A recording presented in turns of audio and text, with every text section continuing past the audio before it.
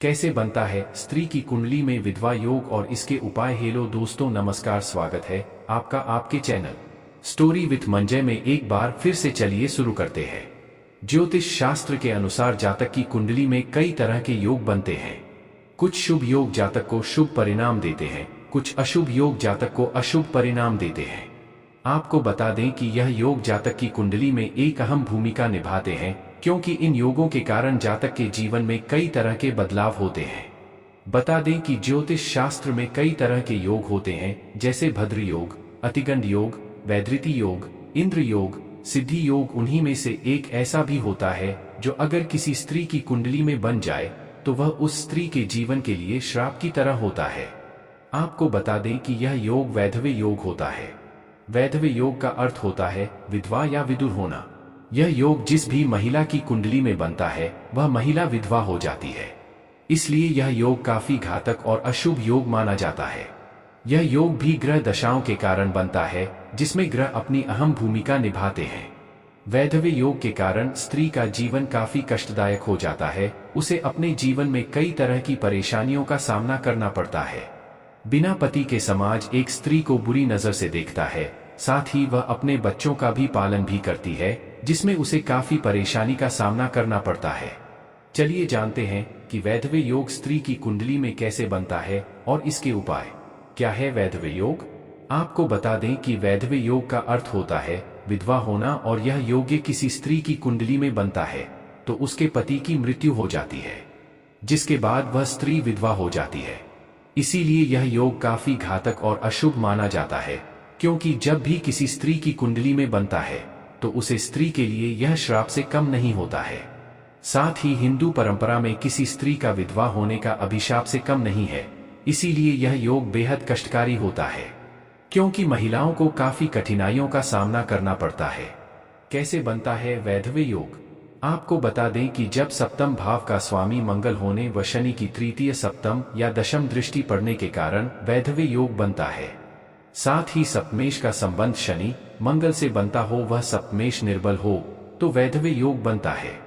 आपको बता दें कि सप्तमेश शनि मंगल को देखता है तो वैधव्य योग बनता है। अगर किसी स्त्री की कुंडली में द्वितीय भाव में मंगल हो और शनि की दृष्टि पड़ती हो, वह सप्तमेश अष्टम में हो या षष्ठ में हो या द्वादश में होकर पीड़ित हो, वैधव्य योग बनता है। इसी के साथ वैधव्य योग के लिए सप्तम भाव महिला की कुंडली में पति का या पति की आयु का भाव लग्न से द्वितीय होता है, तो दाम्पत्य जीवन के लिए कारक शुक्र का अध्ययन करते हैं। बता दें कि जिस महिला की कुंडली में सप्तम भाव में मंगल पाप ग्रहों से युक्त हो तथा पाप ग्रह सप्तम भाव में स्थित मंगल को देखते हैं तो वैधव्य योग बनता है। इसी के साथ चंद्रमा से 7वें या 8वें भाव में पाप ग्रह हो तो मेष, वृश्चिक राशि का राहु और 8वें या 12वें स्थान में हो तो वृषभ, कन्या एवं धनु लग्न में वैधव्य योग बनता है। सप्तम भाव में पाप ग्रह हो तथा चंद्रमा छठे या फिर 7वें भाव में हो तो वैधव्य योग बनता है। बता दें कि अगर मकर लग्न हो तो सप्तम भाव में कर्क, सूर्य, मंगल के साथ हो तथा चंद्रमा पाप पीड़ित हो तो वैधव्य योग बनता है। साथ ही यदि लग्न एवं सप्तम दोनों स्थानों में पाप हो तो वैधव्य योग बनता है। साथ ही षष्टम एवं अष्टम भाव के स्वामी अगर षष्टम या व्यय भाव में पाप ग्रहों के साथ मौजूद होते हैं तो वैधव्य योग बनता है।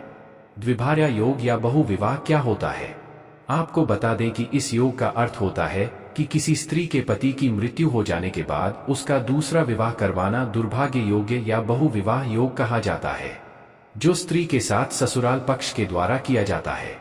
कई बार इस योग के तहत महिला के एक या एक से अधिक विवाह के योग बनते हैं। इसके लिए ग्रह दशा काफी महत्वपूर्ण भूमिका निभाती है। द्विभार्या योग या बहु विवाह योग कैसे बनता है, आपको बता दें कि जब यह योग किसी स्त्री की कुंडली में बनता है तो उसके लिए काफी घातक साबित होता है। इस योग का अर्थ होता है कि महिला का दोबारा विवाह, यानी उसके पति की मृत्यु के पश्चात उसका दोबारा विवाह कराना। आपको बता दें कि लग्न में उच्च राशि का ग्रह हो और लग्नेश उच्च राशि में होता है तो महिला के 3 से ज्यादा विवाह योग बनते हैं। साथ ही बलवान चंद्र और शुक्र एक राशि में बैठे हो तो बहु विवाह के योग बनते हैं।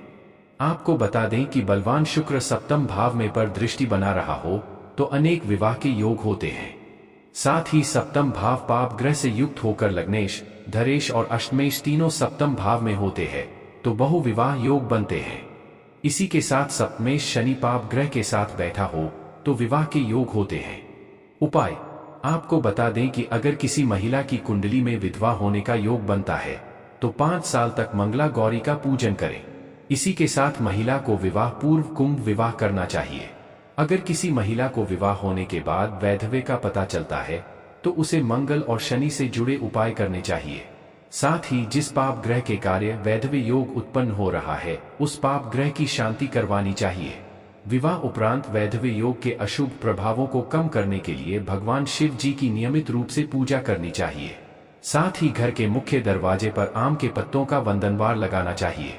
वहीं आपको 15 दिन बाद पुराने पत्तों को हटाकर नए पत्तों को लगाना चाहिए। बृहस्पति की दशा को सही करने के लिए आपको बृहस्पति